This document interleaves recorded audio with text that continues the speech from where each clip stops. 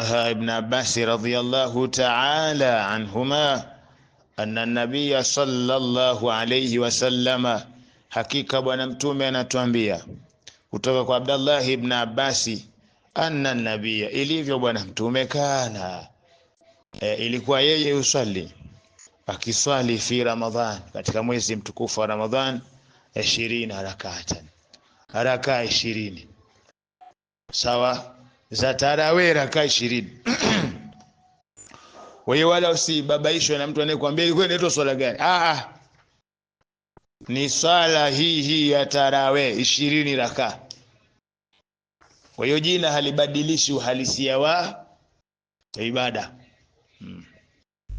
Ingawaje ni qiyamu laili kwa jina lingine sawa katika Ramadhani, qiyamu Ramadhani, qiyamu Ramadhani ndio watusama salat qiyamu Ramadhani bi salati tarawih wakati mwingine, kwa sababu kuna maelekezo yeyote anayefunga mwezi mtukufu wa Ramadhani waqama hakisha kasimama kuswali swala ya Ramadhani.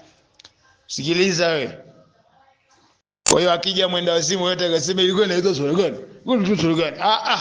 Qiyamu Ramadhani ndio ilikuwa inaitwa hivyo, kwa sababu tunaambiwa hivi yeyote anayefunga mwezi mtukufu wa Ramadhani kisha akasimama kwa ajili ya kuswali swala ya Ramadhani ndio waqama sawa, ghafara Allah ma taqaddama au ghufirat, kama qala an-nabiy sallallahu alayhi wasallam. Kwa hiyo masahaba wamekuja wameita tarawih kwa sababu gani? Kwa sababu ni salatun tawila dhatu rak'atin adida sawa, yastarihu fiha almusalluna.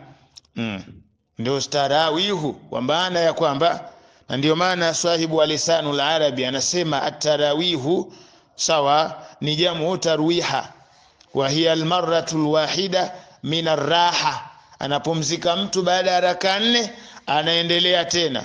Mfano wa taslimatu minas salami wa tarwiha fi shahri Ramadhan, unatoa salamu baada ya raka 4 unaendelea. Ndio maana ikiro tarawihu, kwa maana ni raka zaidi ya 11. Ni jamu. Tarawihu ni jamu ya mufradi wa tarwihatu. Tarwiha ni raka 4 unatoa salamu. Zikishakuwa 2 tarwihatani raka 8.